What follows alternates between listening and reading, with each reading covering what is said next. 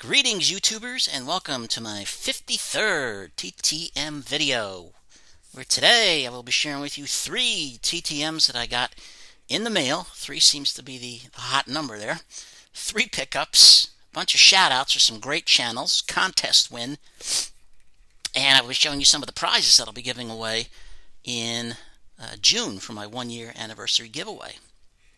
Today, I just want to share a little bit of history with everyone. It was 47 years ago today in Atlanta, Georgia, at Fulton County Stadium, in Fulton County, Georgia, I might add, that Henry Aaron became the all-time home run leader in Major League Baseball history when he hit his 715th home run off Al Downing of the Los Angeles Dodgers at the launching pad, as it was nicknamed. And that happened today. Tom House caught the ball in the bullpen and gave it back to Hank. So, of course, Atlanta Fulton County Stadium is gone, but they still have the site, the marker, where the ball hit. I remember seeing that when I went to the TED. And Hank Aaron, I was reading about the game. You know, everyone came to see him. It was on national television. And once he hit the home run, though, everybody seemed to leave the stadium. There was very few people left in that stadium to watch the rest of the game. So they did see history. And a future president was at the game, and that was a guy who was governor of the state of Georgia at that time, Jimmy Carter. Came down to greet Hank Aaron at the home plate there. All right, so let's get some shout-outs going. I like to do 4 every video. And the first one will go to the Card Doctor. You got a fever? Card Doctor, watch his channel. He's doing some TTMs lately. Good show, good stuff there. You know, check him out. Next, KBO Collections, and he's all the way over in Korea. He's been getting some TTMs lately. Some really good stuff there. He also used to do the Drive Time Hobby Talk when he was driving here, so check him out. He's got a great channel as well. Number 3, Swingaway Sports Cards, another fine channel. Lots of good stuff that he'll show you. And number 4 will be Sports Cards 24/7. Give him a look-see as well. Does a lot of pack rips also. And these are 4 great channels. I like them. I subscribe to them. Give them a check. If you like them, you'll subscribe to them. Then hit the little bell to get their updates. If you don't like them, subscribe anyway. You'll be making them happy. And that's nice, you know. Making people happy. That's what it's all about. I also want to share a contest win. Came all the way from the Netherlands in Europe. And this guy has got a great channel as well. I said, yes, you know who that is. FreedomSufferer Cards. Super channel. I won his 100th I Said giveaway, and I got 3 great autograph cards. I got this one right here from the Kings, Anze Kopitar. That's nice. I like that. Another great card I got from the Vancouver Canucks, Mr. Jacob Markstrom. Nice goalie there. Signing that O-Peachy. That's nice too. And third one is Mr. Jason Spiza, the Washington Senators. No, the Ottawa Senators. Pardon me. Thinking baseball there. That's a great card as well. Not Slapnuts' favorite. Put him in the bucket of pucks. I don't know. He wouldn't put him in sign, though. And I wouldn't put him in sign. That's a nice card. I like all 3 of those. So thank you, Freedom Sufferer. Give him a look-see. He's got a great channel. Great music. Great rips. All 5 of those folks. Give him a look. And today, I will also share some pickups I got. The first one is a baseball card from 1965, and that's the second-year card of Tony Conigliaro. Tony C., native of Massachusetts. It's got the cup on it. I like the cup. He has a rookie card before this, but I like this one. I had one Tony C. card, I think it was from 1971. But I've been reading, just started a book about him. It's really interesting. He's still growing up in Massachusetts, but good stuff. And found out that the Baltimore Orioles almost had him. If they'd have come up $5,000 more than the Red Sox, as his father was asking, they would have had him. But they didn't, so his dad said sign with the Sox for $22,000. But a nice-looking card, great talent, very tragic. And he was hit in the face there in a ball game.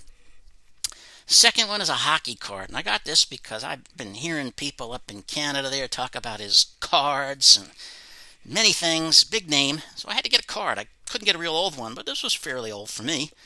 It's Tim Horton on there in a Rangers card there. So, old Timmy, the late Tim Horton, rest in peace there. So, I finally got one of those Tim Horton cards. And third one is a Project 70. I don't buy too many of these, but this one is one of my favorite all-time players. And I got this cheaper than I would have gotten it on the Topps website. A little angry with them. This is Thurman Munson there, a little 1977 type card. So, great one. I purchased another one as well. It'll be coming shortly. So I like Thurman. I don't buy all of them, but him I'll get. Alrighty, let's get down to the TTMs. The first one took 14 days. There was no fee. Came all the way from the Lone Star State of Texas. And that's former Heisman Trophy winner, Mr. Billy Sims. I sent him this one. This nice Heisman Trophy card he signed. And then he sent me one back with it. This Fleer card. Him on the Detroit Lions. So thank you, Mr. Sims. I used to love him as a kid. He was exciting to watch play. Billy Ray Sims was born on September 18th, 1955 in St. Louis, Missouri. He's 65. He lived in St. Louis until he was in the 8th grade, and then he moved to Hooks, Texas to live with his grandmother. He played baseball growing up in St. Louis and was a big St. Louis Cardinals fan. He showed no interest whatsoever in football until he moved to Texas, which is a big football state, especially in high school. In 3 years of varsity football at Hooks High School, he rushed for 7,738 yards total on 1,128 carries. And that carries was a state record at the time and is currently second behind Robert Strait. In 1973 alone, he carried the ball 441 times. 441 times. Whew. That was another state record at that time and is currently tied for second behind Kettrick Sanford. He wound up attending the University of Oklahoma in Norman, Oklahoma, playing for Coach Barry Switzer from 1975 to 79. He played one game his freshman year, and injuries during his sophomore year kept him out of the lineup most of that season, so that allowed him to redshirt. In 1978, Billy rushed for 1,762 yards on 231 carries as a redshirt junior, averaging 7.6 yards a carry. Whoa. I mean, that's close to a first down every time he touched the ball. And that included the if you include the postseason, I should say, Billy had 1,896 yards. He also set a total yardage record for OU that stood until 2004 when freshman Adrian Peterson broke his record. He won the Heisman Trophy in 1978, becoming only the sixth junior to do so. In 1979, he was the runner-up for the Heisman Trophy to USC's Charles White. In 1979, the unbeaten Nebraska Cornhuskers, which had the number one rushing defense in the country, played Oklahoma, and Billy ran for 247 yards in that game and helped them upset Nebraska, winning 17-14. In the 1980 NFL Draft, he was selected first overall by the Detroit Lions. His career went from 1980 to 84. Billy led the Lions to the playoffs in 1982 and in 1983, but Detroit lost in the first round both times. In the 1983 wildcard game against the San Francisco 49ers in Candlestick Park, Billy ran for 114 yards and 20 carries, but Joe Montana, there he is, Magic Joe, led the Niners to a comeback victory as Eddie Murray missed a field goal in the waning moments of the game. In 1984, Billy's career came to a very abrupt end when he suffered a catastrophic knee injury against the Minnesota Vikings on October 21st. I believe it was in the Silverdome in Pontiac, Michigan. His foot, a cleat, got caught in the rug, and his knee went one way and his leg went the other, and that turf was terrible. He was the original number 20 on the Detroit Lions, which was also eventually worn by Barry Sanders. In 1988, Billy tried to make a comeback with the Lions. He talked to them about coming back for the 89 season. Wayne Fonts, the coach, was a little interested, but it never got any further than that, and he never returned. During his career at Oklahoma, he had 544 rushing attempts for 3,820 yards overall, 7 yards a carry, 48 touchdowns. He caught the ball twice out of the backfield, 77 yards, that's 38.5 yards a catch. He didn't score any touchdowns, though. In the NFL, he rushed for 5,106 yards, 4.5 yards a carry, and 42 touchdowns. 3 times he made the Pro Bowl. He led the NFL in rushing touchdowns in 1980. He was the Offensive Rookie of the Year in 1980. Was the NFC Rookie of the Year in 1980. Was a 2-time All-American at Oklahoma. Again, won the Heisman Trophy in 1978 and the Davey O'Brien Award in 1978. And he's a member of the College Football Hall of Fame. Sadly, in 1995, he had some money troubles and had to sell his Heisman Trophy. I don't know if he got it back or not. It was under the provision that he could buy it back with interest.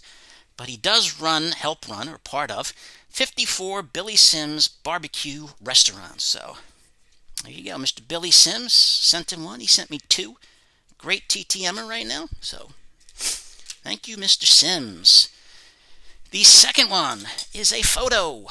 This man won a gold medal. He was part of one of the greatest hockey teams in American history. I do say American history because, it's America. And that is all the way from Florida. It took 9 days. If I can get him in a picture there. Get out of that sun. There was no fee, and that's Mr. Jim Craig, goalie on the 1980 U.S. Olympic hockey team. Did a nice job of signing it for me. James Downey Craig, better known as Jim. Born May 31st, 1957 in Easton, Massachusetts. He's 63. Attended Oliver Ames High School in Easton. And then Jim spent 1 year at a community college in Brockton, Massachusetts. Brockton, the home of Rocky Marciano and eventually Marvin Hagler. He transferred to Boston University and helped lead the Terriers to the NCAA championship in 1978 and was an NCAA All-Star in 1979. He was selected to play on the United States Olympic hockey team in 1980. He was the goalie on February 22nd, 1980, when the United States upset the Soviet Union. Jim Craig stopped 36 of 39 shots that game. The United States won 4-3. That was not the gold medal game. That was to get to the gold medal game. Yes. That game wasn't even live. It was taped, as I always tell people. They're shocked. No, I remember watching it live. The Soviets would not move it. The game was at 5. ABC, which was broadcasting the game in the United States, said, could you move it to 8? Nope. They said, you put us at 5, we're playing at 5. So, yeah. Today with the internet, that game would be all over the place, but that was a huge upset. I just turned 8, I believe, and man, everybody was honking their horns that night in town, and they're really excited. It was a rough time for the United States, so that really helped a lot of people. 2 days later, the United States defeated Finland 4-2 to take the gold medal. This was the gold medal game right here. He was carrying the American flag. In the 1977 WHA draft, he was selected 79th by the Cincinnati Stingers, but didn't play for them.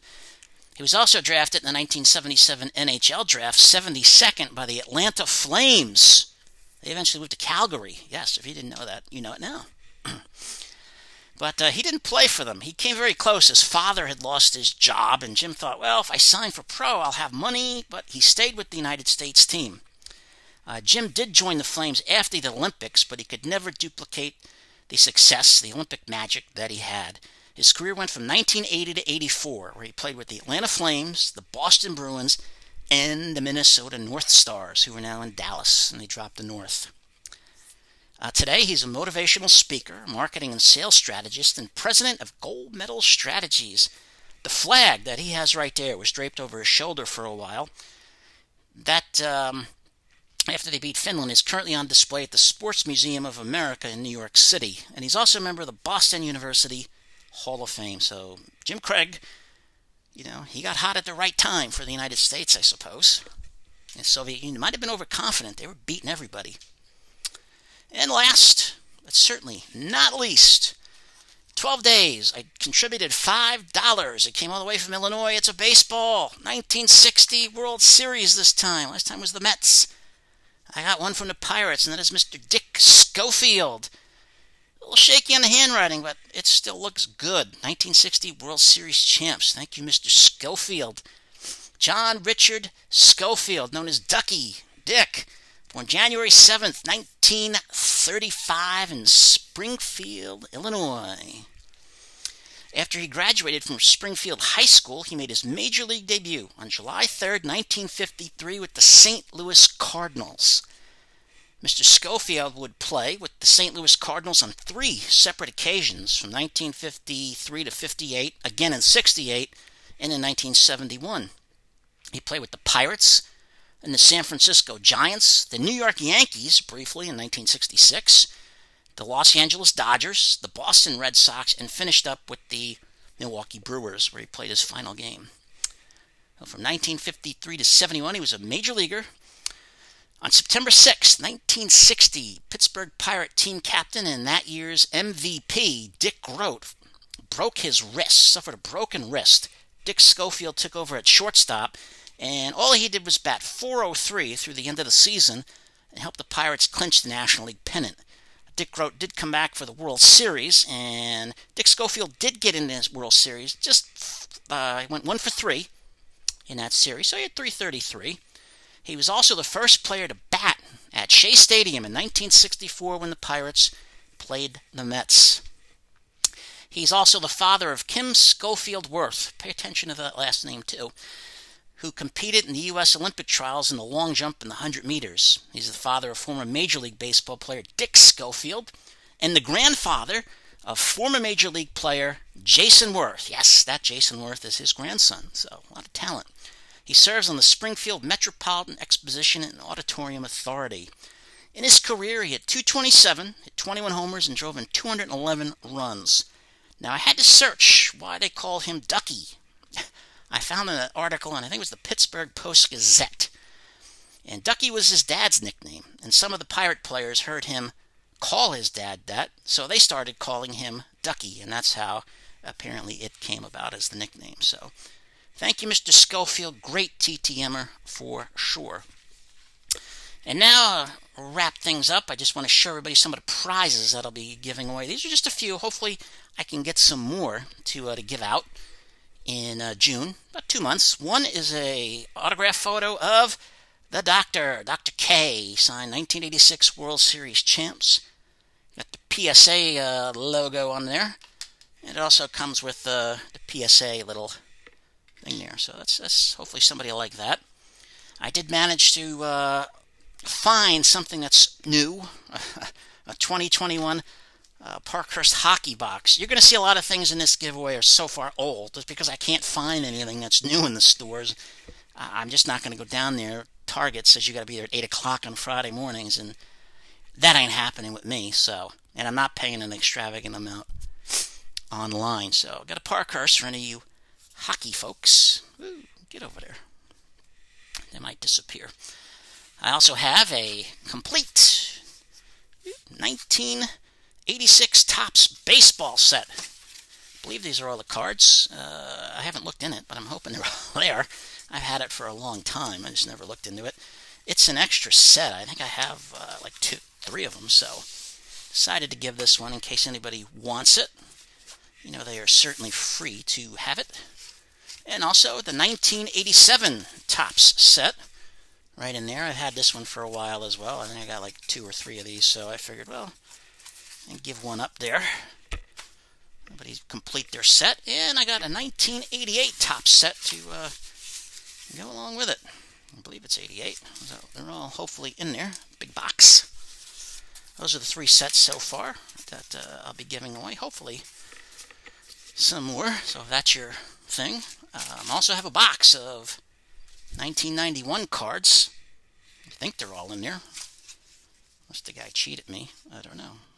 But I hope they're all in there. But it looks fairly full. So if that's your thing, you don't want any of those sets. I also have 1991 Oh Peachy box. You want to try to rip those. And 88, yes.